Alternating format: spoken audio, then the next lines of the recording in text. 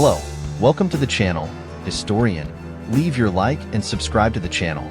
Activate the notification bell to stay up to date with the stories and mysteries of the world. Years ago, at the turbulent dawn of recorded history, a new power arose and a new civilization. Those who first mastered iron became Europe's first true masters, the Celts. The Celts were a remarkable people. Over time, they came to dominate northwestern Europe, and their influence, particularly in the arts, continues to the present day. However, at no point during their period of rise did they develop a sense of national identity. In fact, they tended to regard themselves with the same belligerence as outsiders. Like many of the people at the forefront of human history, much of Celtic history is shrouded in mystery. Myth disguises itself as history, legend mixes with facts, and often the best stories end up being the least reliable. The Celts did not have a great civilization for archaeologists to discover, unlike the people of ancient Egypt and the Mediterranean, who left behind towering monuments and great cities. They lived a relatively simple semi-nomadic lifestyle, building estates that succumbed early to the ravages of time. The Celts were also illiterate in their own languages, although educated and cultured in other ways. Unlike other ancient civilizations, the Celts survived into modern times. Their archaic languages did not disappear like others, but survived as living languages in Scotland, Ireland, Wales, and Brittany. Some traces of their ancient way of life also survive, for example among the artisan populations of the west coasts of Scotland and Ireland. It is because of this remarkable survival of aspects of Celtic society that it is possible to piece together the everyday existence and lifestyle of the Celts of the ancient world. The Celts were people who spoke and still speak languages of great antiquity, of Indo-European origin, arising from a common Celtic language. Over time, two different groups of Celtic languages developed. One, called Celtic or Goidelic, was the language spoken in Ireland and the Isle of Man, later being imported into Scotland by Irish settlers in the colony of Dalriada. It is from this branch of Celtic that Irish and Scottish Gaelic were derived. The second branch of the Celtic language is called Celtic or Brythonic, which was widely spoken on the continent. It became known as Gaelic or Gallo-Brittonic, introduced to Great Britain in the Iron Age. This language was spoken in Britain at the time of the Roman invasion and later split into the distinct languages of Cornish, Breton, and Welsh, continuing as a living language in Britain and Wales. The Venetos were famous for their nautical prowess. They were a tribe concentrated in Britain and had a long tradition of carrying out maritime trade with Britain. We know a little about the end result of this Iron Age trade because of a site at Hengistbury Head in Dorset, which has been extensively excavated and has yielded a wealth of finds stretching back to the 2nd century BC. This includes items such as Roman wine, probably traded secondhand from the Venetos rather than directly from the Roman world. They also had many continental coins and pieces of pottery that came from Europe on site. Archaeologists have identified two main phases of ancient Celtic society, Hallstatt and Latine, named for the areas where Celtic objects were found. The Hallstatt culture flourished around 700 BC, almost 2,700 years ago. In this period, a major change in technology occurred in Europe, the use of iron instead of bronze for sharp weapons and tools. These innovators of Hallstatt culture mark the beginning of Celtic culture and are identified as the first Celtic people. The Hallstatt culture began near Salzburg, Austria, situated in stunning mountainous country. At this location, an ancient salt mine and a huge prehistoric cemetery were found. Salt was obviously important to these people and supported their wealth. It has also preserved artifacts from their culture, allowing archaeologists to reconstruct aspects of their daily life. There is some mystery about the origins of the Celts, but scholars tend to believe that they originated somewhere in the region of the Indian subcontinent and, by a series of migrations, moved across Europe through Spain to northern Europe, thus as well as by a more northern route through Switzerland. In this way, the Celts spread across northern Europe. The Celts are often portrayed as savage barbarians, the antithesis of civilized peoples. The problem we have here is that one of our main sources for studying the Celts is from the point of view of the Greek and Roman world, which saw them as barbarians. This is a particular problem with one of our main sources, which is, of course, Julius Caesar's account of the Gallic Wars. The Romans gave us words like barbaric, and civilized, organized according to their cultural concerns and prejudices. A corrective to this view is to look at the evidence left by the Celts themselves. The excavation of their settlements, their houses, their burials, and the objects found in them. It is clear from this evidence that the Celts, in Caesar's time, were an organized and sophisticated society with considerable technological capacity and capable of producing objects of extreme beauty to our eyes. Around 500 BC, a more dynamic phase of development began, called the Latine period, following the discovery of an important Celtic site. Latine is a shallow area at the northern end of Lake Neuchâtel in Switzerland. There, large quantities of metal and other objects were found thrown into the waters of the lake as religious offerings.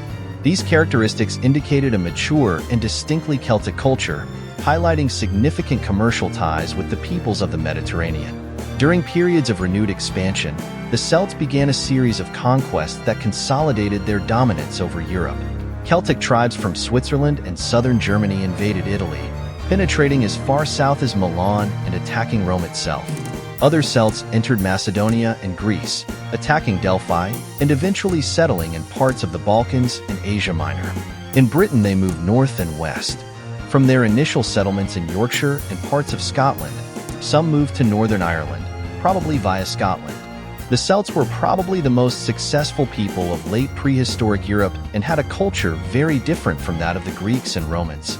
However, in many ways they were much more sophisticated than one tends to suspect. They did not have a state-based organization, nor the concept of the state. There was no political system based on cities, as in the classical world. Despite this, they had a very dynamic and materially well-developed society. Celtic social organization was based on the tribe, each Celtic tribe had its own distinctive name. Tribal identity had geographic and territorial meanings, and the Celtic tribes were extremely jealous of their borders, defining a patchwork of small kingdoms. This persisted in many Celtic areas until relatively modern times. The clan system in Scotland is certainly a vestige of Celtic tribal organization. Within the tribe, Celtic society was a rigidly hierarchical caste system. Among the Free Celts, this hierarchy was essentially tripartite: kings, nobles, and free commoners. Like many ancient peoples, the Celts also had an underclass of slaves and poor people. At the top of the hierarchy were kings, although Druids generally had an even higher status. Each king was elected by the tribal aristocracy from among his predecessor's relatives, although he was not necessarily one of his predecessor's sons. The king's family always belonged to the noble caste. Later, among the Romanized tribes, the institution of kingship was replaced by chief magistrates. These magistrates, called Virgobretes, governed together with the nobles. The nobility was arrogant and aristocratic, maintaining a certain indifference towards common people. They were divided into two distinct classes: warriors and priests. All of Celtic society was geared towards supporting the aim of war. War formed a crucial part of Celtic life, and all social organization was oriented towards supporting this purpose. Note: the history of the Celts is fascinating, and you can learn more about this and other historical periods on the award-winning streaming platform, Successive History. Designed by history buffs for history buffs, this platform offers a rich library of documentaries covering key events and locations from the medieval period. Enjoy content presented by leading historians like Dan Jones, Elena Yanega, and Kat Jarman. Additionally, the platform offers an extensive library of audio documentaries covering all periods of history through its podcast network. Sign up now for a free trial and get 50% off your first 3 months using code Chronicle. War was essential to everyday Celtic life, and warriors were its embodiment. The Celts were truly famous for their spectacular courage and bravado. They waged successful campaigns, sacked Rome, and even attacked Delphi, but they never established an empire in the classical sense, as they were more interested in the pursuit of war than in conquering territory. This lack of organization was reflected in the way they fought the war. For the Celts, war was a kind of cult, focused on individuals.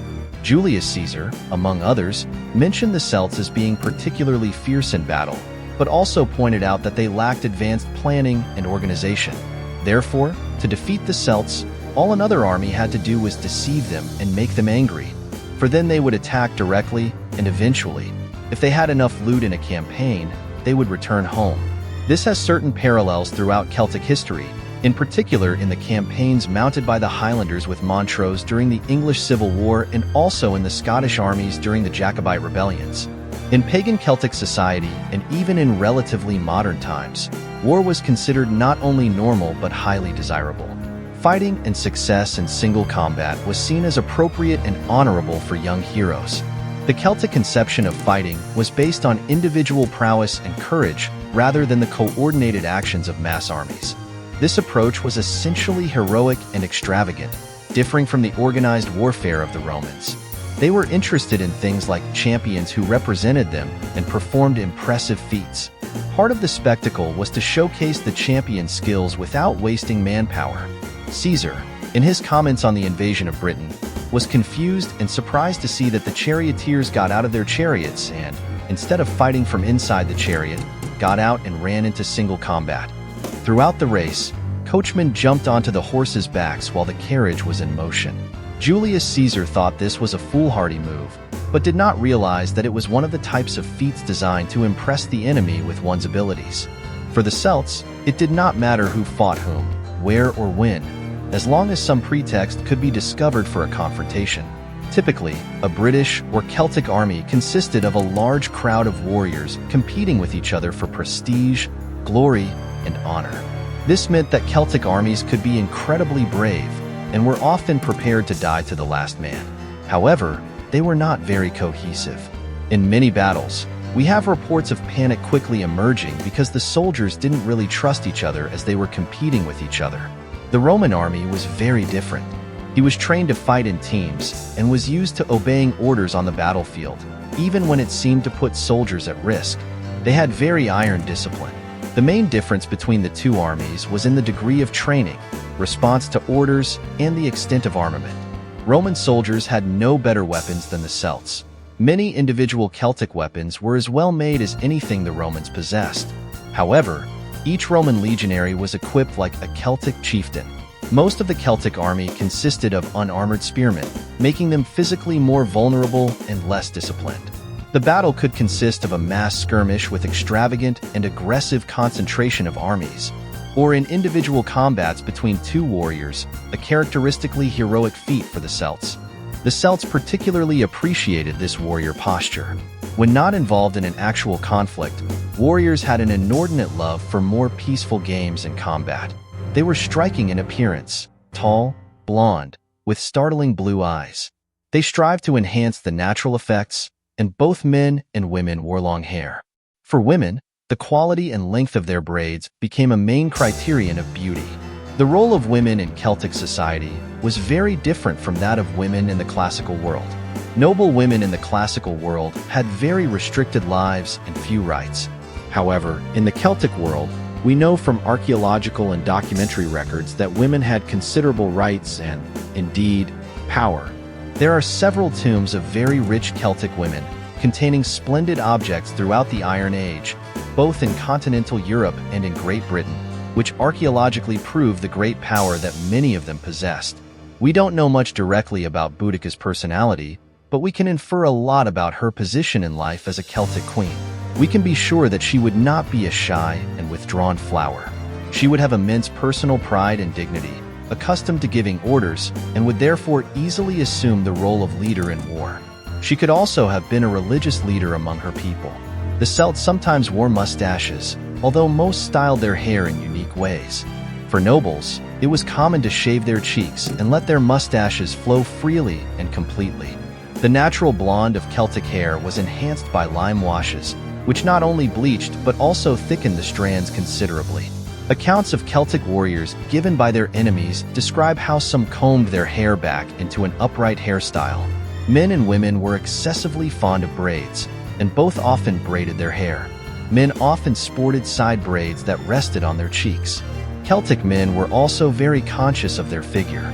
Corpulence was considered a disgrace, and any man whose girth exceeded the standard length of a belt was fined. The clothes worn by the Celts were quite distinctive and showy. Celtic men tended to wear trousers, except in Ireland, which greatly impressed observers of the classical world. The Romans were so impressed that they borrowed the fashion for their own cavalry. Over trousers, men usually wore a knee-length tunic, often elaborately embroidered and fringed, held at the waist by a belt.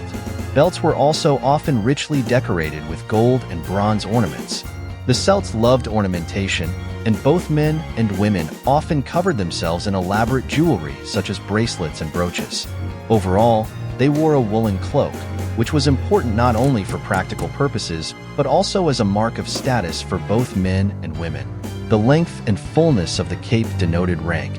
The garments were so valued that the Romans taxed them heavily and considered them to be of great quality. The cloaks were invariably fastened with a brooch, many of which displayed Celtic metalworking skill and assumed iconic status for Celtic culture itself. Celtic priests were always recruited from noble families, just like warriors, and were privileged members of society. However, they had a right that was not granted to anyone else. Priests were the only ones free to travel within and between different tribal areas and kingdoms, a prerogative that not even kings enjoyed. There were 3 classes of Celtic priests. The best known were the mysterious and shadowy Druids, but alongside them were the bards and vates. Very little is definitively known about the Druids and their practices. Certainly, the worship of the gods was their main concern, but they also seemed to act as judges and arbitrators in disputes. The name Druid has its roots in the verb meaning to know. They had the right to decide public and private disputes, as well as judge criminal and murder cases, imposing rewards and penalties. No one, not even the king, could speak before the Druids spoke. The Druids were, of course, enormously important to Celtic society, and their fame has passed through history. It's surprising, then, that we don't know much about them. What we do know is that the Druids were the repositories of law for the Celtic people, both in the sense of the legal system and the essential culture of the Celts. Julius Caesar, commenting on Celtic society, noted that the most severe penalty was imposed on individuals and even entire tribes who disobeyed Druidic pronouncements. It was a form of excommunication, a ban on rituals and sacrifices, which effectively made these people outcasts of Celtic society. The Romans considered the Britons to be quite fearsome barbarians, and one of the things they particularly feared was their Druids, their Celtic priests, who were famous for practicing human sacrifice. There is no historical reason to doubt that this was actually the case. They sacrificed people to their gods. The Romans, however, had a somewhat hypocritical view of the ancient Britons and their cousins across the sea, as at the same time they were quite happy to massacre people in the arena for fun. We could argue that human sacrifice is, in fact, a pious action, although we would not want to engage in that today. Vates had similar roles to Druids, although Druids had a higher status. Both were considered learned philosophers. While Druids presided over sacrifices and acted as judges in disputes, Vates performed equally important roles within Celtic society. The Vates were priests who predicted the future through omens and victim sacrifices. The name Vetus has roots in words connected with prophetic inspiration and poetry. The third priestly class was made up of bards, whose name means singer of praises, reflecting their main function. They accompanied their songs with an instrument similar to a lyre, praising some and insulting others. The Celts, especially the warriors, greatly feared the bard's sarcasm and the public humiliation it caused. Below the aristocrats were the commoners, who were farmers or artisans. When the Romans arrived in Britain, the landscape had been under cultivation for around 3,500 years. There was a lot of development, deforestation, and the population had grown considerably. Societies in Britain consisted of a large number of small Celtic tribal states, some ruled by chiefs and others by monarchs. The general level of technological development was very advanced. Ironworking was long established and iron weapons especially were very advanced and of central importance to the Celts, especially their nobility.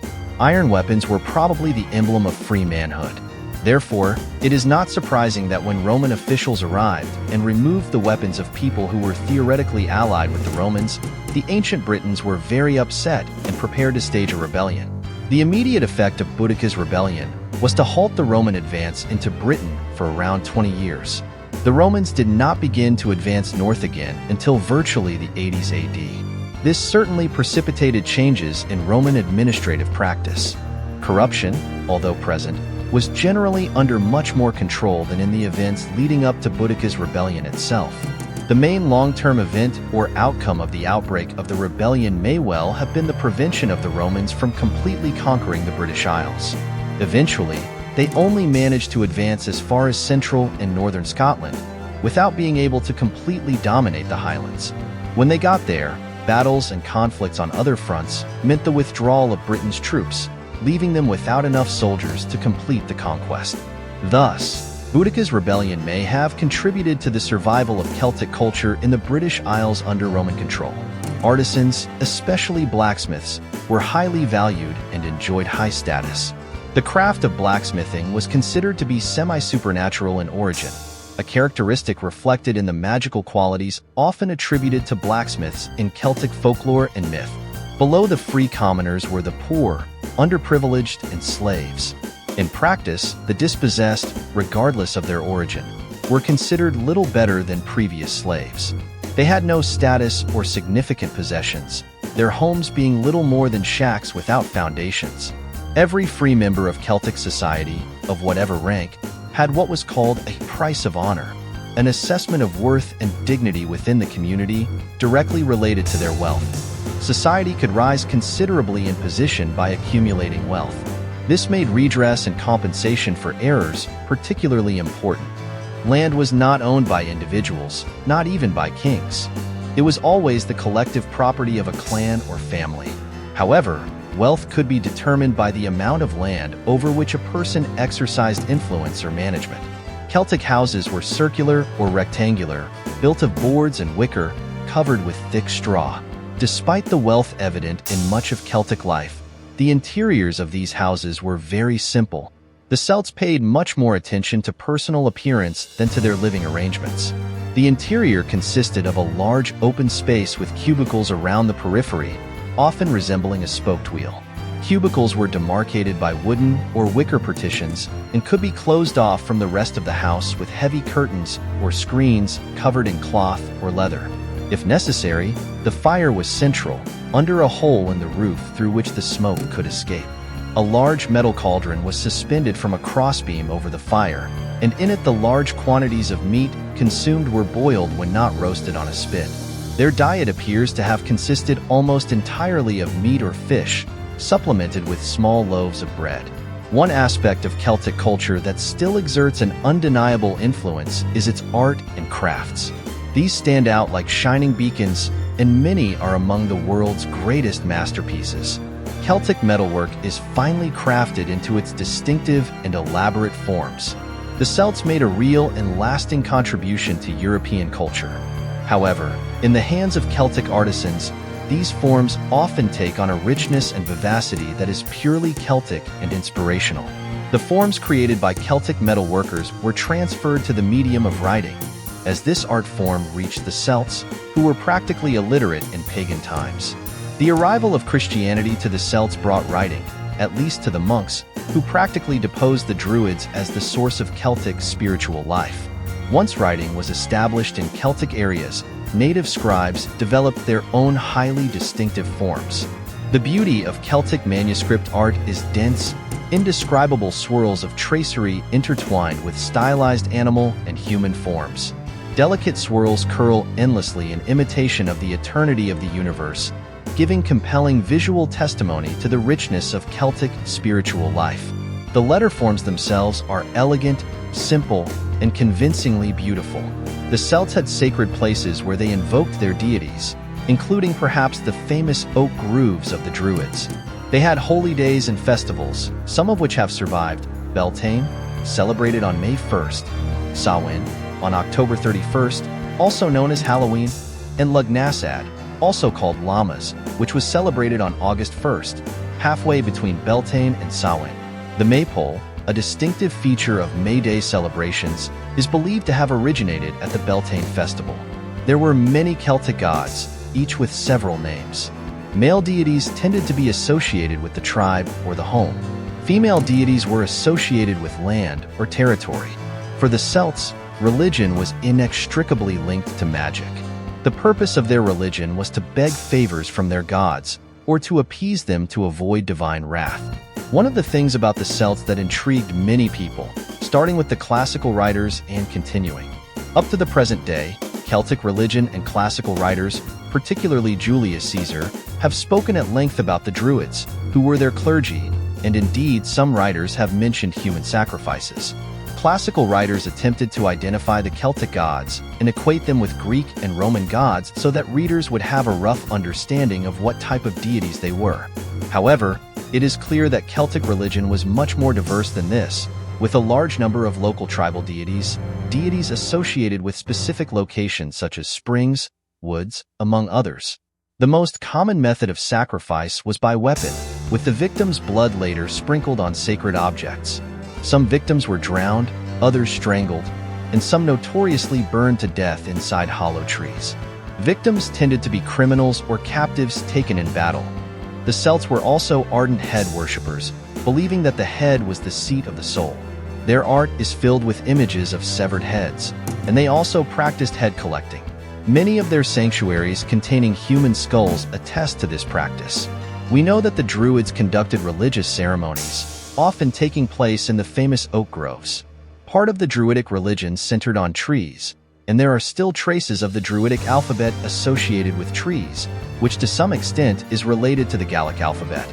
The ancient Celts were remarkable in many ways, barbaric and primitive in some, but also cultured, leaving the world a lasting legacy and significant influences that went beyond the borders of the countries they inhabited. One of the particularly interesting things about the Celts, and probably crucial to understanding their counting, literature, and especially their religion, is the way they thought. There is a marked distinction between the Celtic mentality and that of many other peoples. Eurocentrics thought, particularly the Anglo-Saxons. Now, where the Anglo-Saxons are, and by default, ourselves, we think in pairs, black and white, up and down, good and bad, a kind of binary opposites. The Celts tended to think in trinities, which gives a totally different flavor to the world. So while we would have black and white, the Celts would almost naturally have black, white and gray, evil and some kind of neutrality. This tended to give the Celts a slightly different, and I think perhaps more balanced view of the world and the role they played in the world. Together, through the dark mists of history, their echoes can be heard clearly. The world would have been a much poorer place if they had never existed. Their soul seat is filled with images of severed heads, and they practiced headhunting as well. Many of their sanctuaries containing human skulls attest to this practice. We know that the Druids performed religious ceremonies, and from what we can gather, they appeared to take place in the famous oak groves. We know that the Druid, or part of the Druidic religion, focused on trees. And we still have traces of the Druidic alphabet of trees, which to some extent is still associated with the Gallic alphabet. The ancient Celts were remarkable people in some ways. They were barbaric in others, primitive, but they were also cultured and left the world a lasting legacy and significant influences far beyond the borders of the countries they inhabited. One of the things about the Celts that I find particularly interesting, and probably very important for understanding the tales, their literature, and especially their religion, is the way they thought. Now, there is a distinct difference between the way the Celts thought and the way most other European people thought, particularly the Anglo-Saxons. Now, where are the Anglo-Saxons and ourselves? By default, we think in pairs. We think in pairs of black and white, up and down, good and bad, sort of binary opposites. The Celts tended to think in trinities, which gives a totally different flavor to the world. So while we would have black and white, the Celts would almost naturally have it, black, white, and gray. While we have good and evil or good and evil, they would have good, evil, and some kind of neutrality, balanced view of the world and the role they played in the world. Together, through the murky mists of history, their echoes can be heard clearly. The world would have been a much poorer place if they had never existed. Their soul seat is filled with images of severed heads, and they practiced headhunting as well. Many of their sanctuaries containing human skulls attest to this practice. We know that the Druids performed religious ceremonies, and from what we can gather, they appeared to take place in the famous oak groves. We know that the Druid, or part of the Druidic religion, focused on trees. And we still have traces of the Druidic alphabet of trees, which to some extent is still associated with the Gallic alphabet. The ancient Celts were remarkable people in some ways. They were barbaric in others, primitive, but they were also cultured and left the world a lasting legacy, and their significant influences far beyond the borders of the countries they inhabited. One of the things about the Celts that I find particularly interesting, and probably very important for understanding the tales, their literature, and especially their religion, is the way they thought. Now, there is a distinct difference between they thought and the way most other European people thought, particularly the Anglo-Saxons. Now, where are the Anglo-Saxons and ourselves? By default, we think in pairs. We think in pairs of black and white, up and down, good and bad, sort of binary opposites. The Celts tended to think in trinities, which gives a totally different flavor to the world. So while we would have black and white, the Celts would almost naturally have black, white, and gray. While we have good and evil, or good and evil, they would have good, evil, and some kind of neutrality. This tended to give the Celts a slightly different, and I think perhaps more balanced view of the world and role that they played in the world. The world would have been a much poorer place if they had never existed. The way they thought. Now there is a distinct difference between the way the Celts thought and the way they thought and the way most other European people thought, particularly the Anglo-Saxons. Now, where are the Anglo-Saxons? And we, by default, thinking in pairs, think in pairs of black and white, up and down, good and bad, sort of binary opposites. The Celts tended to think in trinities, which gives a totally different flavor to the world. White and gray. While we have good and evil, or good and evil, they would have good, evil, and some kind of neutrality. This tended to give the Celts a slightly different and I think perhaps more balanced view of it. World and the role they played in the world. I hope you enjoyed it. Leave a like and subscribe to the channel by activating the bell to stay up to date with the most fantastic stories of humanity. Ciao ciao, see you soon.